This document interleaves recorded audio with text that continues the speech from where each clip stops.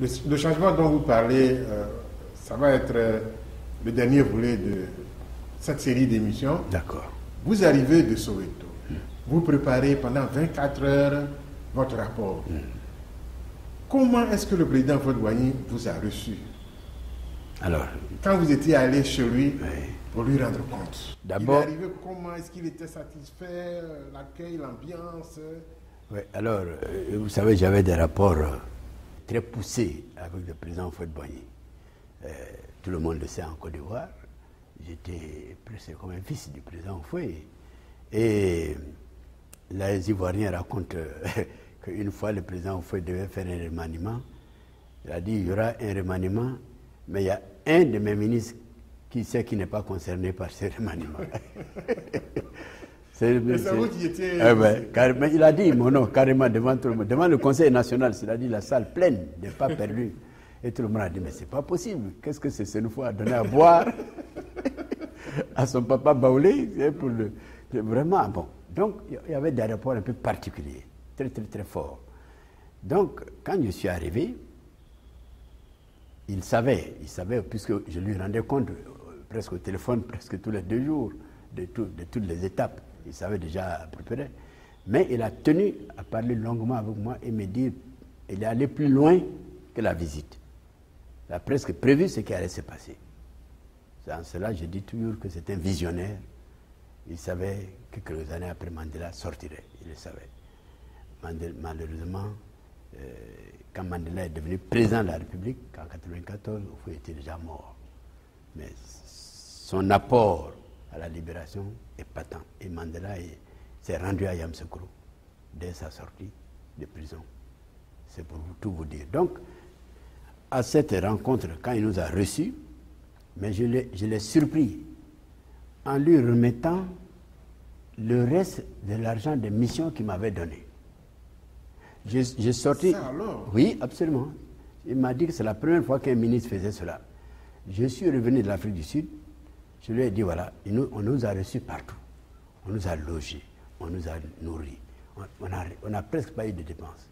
C'est le dernier jour que j'ai donné un peu d'argent à mes collaborateurs pour aller s'acheter quelques petits souvenirs. Donc il restait presque les 2/3 de l'argent.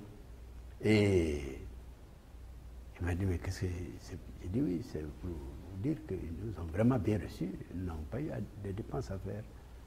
J'ai dit, alors, il dit, mais ça c'est pour vous. J'ai dit, monsieur le président, je dois vous montrer.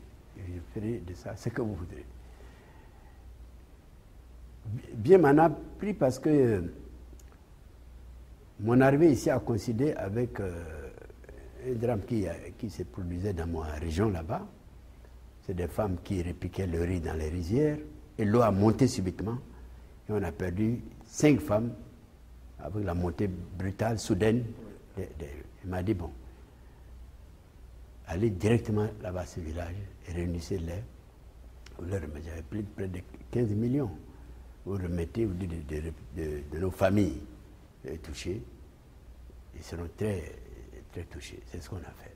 Je crois à l'époque, pour cette catastrophe, la télévision avait fait une campagne médiatique. Voilà, tout ça pour dire de faire attention. C'est vrai. Il a attiré l'attention. Il y avait une campagne. Donc, c'est pour dire que les échanges qu'on a eus pendant ces 2 heures ont été très, très, très, très amicaux, profonds. Vous pouvez dévoiler un peu? Oui. Oui. C'était un secret, enfin, d'État, mais maintenant vous pouvez en parler. Non, il m'a juste dit, vous savez, il y a ce que l'on veut et il y a ce que l'on peut. Voilà. Il dit, l'OUA, je ne lui donne pas tort. L'OUA a décidé qu'on n'ait pas de rapport. Mais la meilleure façon de libérer ces pays, c'est par l'exemple. Il a pris le cas des États-Unis. Il y avait le racisme aux États-Unis. Il y en a peut-être encore un peu. Bon.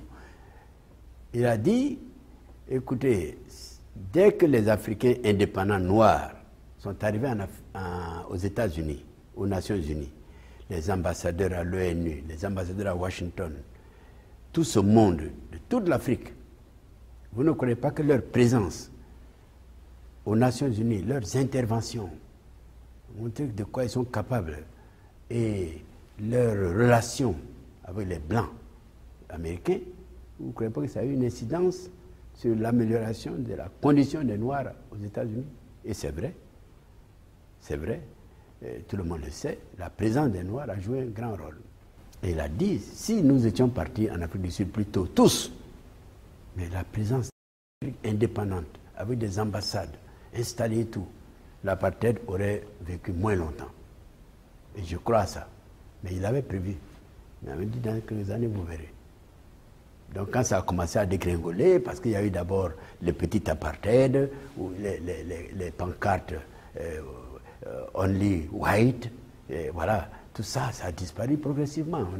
Quand Kamisuke est parti 10 ans après notre passage, tout cela n'existait plus. Vous voyez, c'est parti par étapes jusqu'à la libération qui a été le clou international, mondial, la libération de Mandela en 90.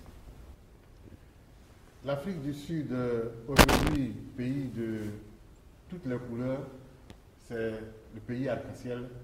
Nous allons voir ça dans le dernier volet de cette série d'émissions dans Salon d'honneur. Merci.